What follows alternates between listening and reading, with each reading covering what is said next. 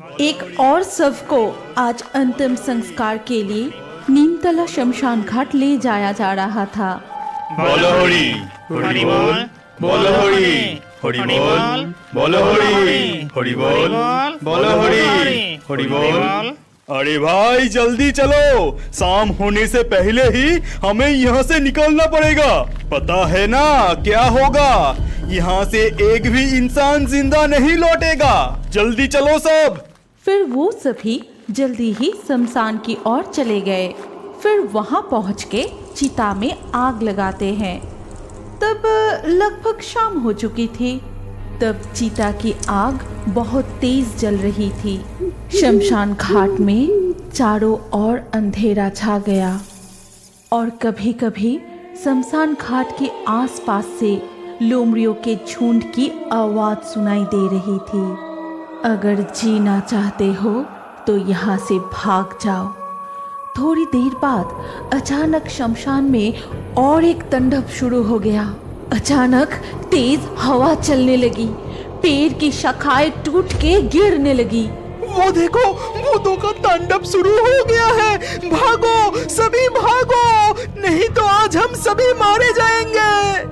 तभी एक और भी भयानक घटना घटी। जलती हुई चिता से शव उठकर सीधा बैठ गया और उनके तरफ देख के जोर जोर से हंसने लगा।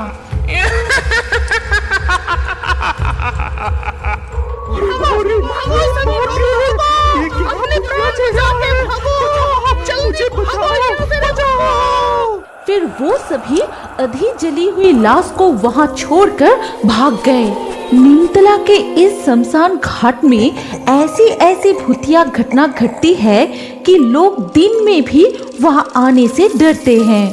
कोई वहां अकेले आने की हिम्मत नहीं करता और अगर गलती से भी कोई शाम के बाद वहां आ भी जाए तो वो जिंदा नहीं बचते। उसका मौत बहुत ही भयंकर और दर्दनाक होता था, क्योंकि उस शमशान घाट में रहते थे एक चुड़ैल और एक डायन, जिसकी मृत्यु एक दुर्घटना से हुई थी। मुझे ये आधा सड़ा हुआ मांस नहीं खाना। कब से मैंने कच्चा मांस नहीं खाया। कितने दिन हो गए, ताजे खून की खुशबू भी नहीं मिली। अब तो कोई इस शमशान में अकेला आता ही नहीं। कोई तांत्रिक भी यज्ञ करने के लिए यहाँ नहीं आते कि उसको ही मार के अपना प्यास बुझाओ। कल ही कौशिकी अमावस्या है और इसीलिए हमारा ताकत दुगना हो जाएगा। कल हम यहाँ से ही कोई ना कोई शिकार जरूर ढूंढ लेंगे। अगली सुबह पड़ोसी गांव के धनंजय बाबू इस गांव के बाजार में नौगिन की मुर्गे की दुकान पर आए और बोले, नौगिन, ये मुर्गे का मांस कितना करके दे रहे हो? अगर काट के देंगे तो 220 रुपया प्रति किलो। अगर आप जिंदा मुर्गा लेंगे तो दाम कुछ कम होगा। बाबू, आपको कितना किलो चाहिए? अरे नहीं नहीं, अभी नहीं लूंगा। आज रात को मेरे घर पर एक छोटा सा पार्टी है। मेरे 2 बिटिया का आज जन्मदिन है और मुझे आज शाम तक 10-12 किलो ये मुर्गे का मांस चाहिए। क्या तुम ये मांस मेरे घर तक पहुंचा सकते हो? बाबू, आपको चिंता करने की कोई जरूरत नहीं। ठीक समय पर मांस आपके घर पहुंच जाएगा। आप बस पता बता दीजिए। लेकिन नीमतला शमशान घाट पार करके मेरा घर जा पाओगे ना? नौगिन मन ही मन कुछ सोचने के बाद वो धनंजय बाबू से कहा, मैं भूतों से नहीं डरता। आप बिल्कुल निश्चिंत रहिए बाबू। शाम होने से पहले मैं मांस लेके पहुंच जाऊंगा। शाम होने से ठीक पहले नौगिन अपनी साइकिल पर 6-7 मुर्गियां बांधकर धनंजय बाबू के घर जाने के लिए तैयारी कर रहा था। नहीं, शाम होने से पहले ये सारे मुर्गियां डिलीवरी करना पड़ेगा, नहीं तो लौटने में रात हो जाएगा। सुना है वहाँ पर भूत रहता है। उसके ऊपर आज कौशिकी अमावस्या है। आज भूतों का ताकत दुगनी हो जाती है। जल्दी जाना पड़ेगा। फिर वो साइकिल लेकर राम का नाम जपते हुए निकल पड़ता है। भूत से मैं डरता नहीं, राम जी है सीने में। वो जीवन तो बेकार है डर डर से जीने में। नहीं नहीं, उस शमशान घाट की चुड़ैल मेरा कुछ नहीं बिगड़ सकता। मेरा इस हाथ में ताबीज है, मुझे डरने की कोई जरूरत नहीं। जल्दी जाता हूँ मैं। हाँ हाँ हाँ, इंसान की सौगंध, मैंने ठीक ही पहचाना, इंसान की खुशबू। मुर्गी की आवाज भी सुनाई दे रही है, जरूर कोई आ रहा है। आने दे उसको, फिर उसे मार के खून पीऊंगी। फिर नौगिन शमशान घाट के पास पहुंच के जैसे ही वो सेवड़ा पेड़ के नीचे आए, तभी डायन और चुड़ैल उनके सामने कूदते हैं। अचानक ऐसी डरावनी चेहरा देख के नौगिन साइकिल की ब्रेक लगा के वहीं रुक गए। मुझे छोड़ दो, मुझे मत मारो। मैं पास वाली गांव में ये मुर्गियां डिलीवरी करने जा रहा हूँ। मेरा कोई दोस्त नहीं। तुम चाहो तो यहाँ से एक मुर्गे ले सकते हो। मुझे छोड़ दो, मुझे मत मारो। एक मुर्गा लेंगे? ये कहने के बाद ही चुड़ैल ने अपनी लंबी हाथ बढ़ाया और नौगिन की गर्दन मरोड़ दी। नौगिन वही मर जाता है। फिर डायन और चुड़ैल मिलके उन मुर्गियों को मार के उनके मांस कच्चा चबा चबा के खा जाते हैं। और इस तरह सारे मुर्गे खाने के बाद चुड़ैल ने बोली, इस इंसान को अभी नहीं खाएंगे। चलो इसका रूप लेके हम गांव के उस घर में जाते हैं, वहाँ और भी मांस मिलेगा। लेकिन हमने तो सारे मुर्गी खा ली, अब हम क्या लेकर जाएंगे? ये देखो मेरा कमाल। ये कह के चुड़ैल ने नौगिन को एक बड़ा सा मुर्गा बना देता है।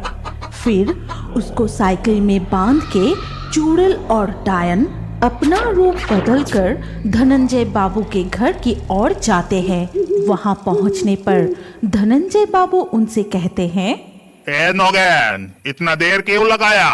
और ये क्या, सिर्फ एक मुर्गे लाए हो? इतने में सबका कैसे होगा? आप चिंता मत कीजिए, इस मुर्गी से ही सबका खाना हो जाएगा। मैं अभी इस मुर्गी को काट देता हूँ और मेरा ये सहायक मांस पका देगा। देखना, खाने के बाद सभी बहुत तारीफ करेगा। नौगैन, तुम्हारा चेहरा कुछ अलग सा लग रहा है। छोड़ो, अपना काम जल्दी करो। फिर डायन और चुड़ैल रसोई में जाते हैं और वहाँ उन्हें तरह तरह की स्वादिष्ट खाना दिखाई देता है।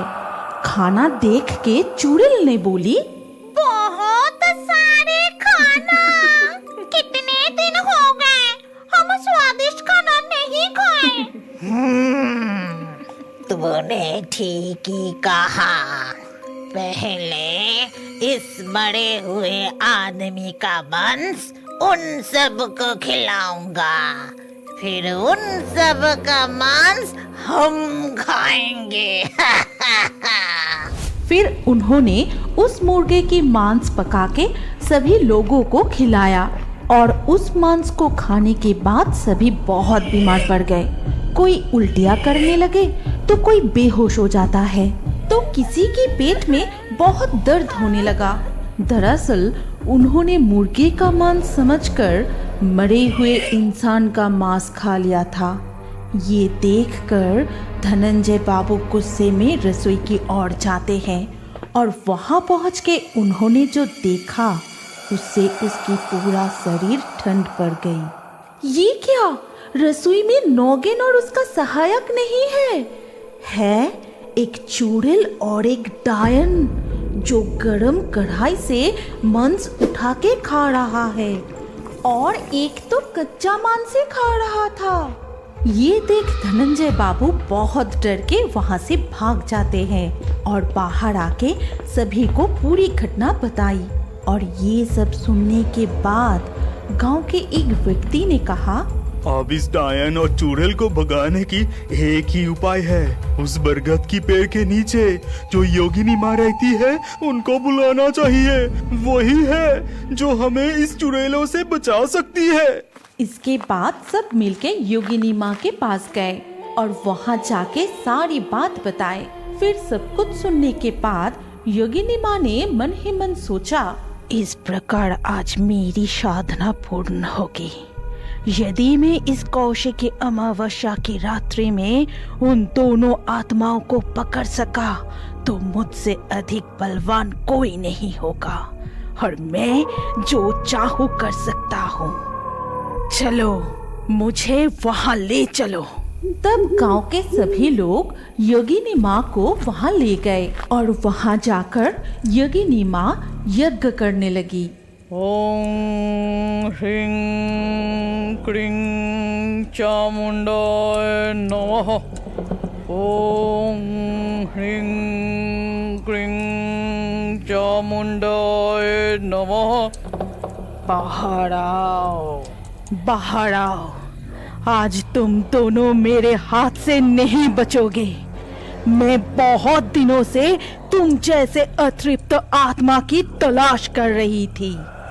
ये कहते हुए जब योगिनी माँ अपने यज्ञ अग्नि में आहुति दे रही थी तब डायन और चुड़ैल छटपटाते हुए वहाँ प्रकट हुई। छोड़ दे हमें दुष्ट योगिनी। तूने क्या सोचा? हमें बंदी बना के तू तेरा काम करवाएगी? कभी नहीं। तू हमें कभी भी कैद नहीं कर पाएगी। छोड़ दे हमें, दुष्ट योगिनी, छोड़ दे। इतना बड़ा साहस तो ये ले। ये कह के योगिनी माँ कई तरह की मंत्र जपने लगी और उन दोनों आत्माओं को अपनी कुंडली में बंदी बनाकर योगिनी माँ ने बोली, अब डरने की कोई बात नहीं।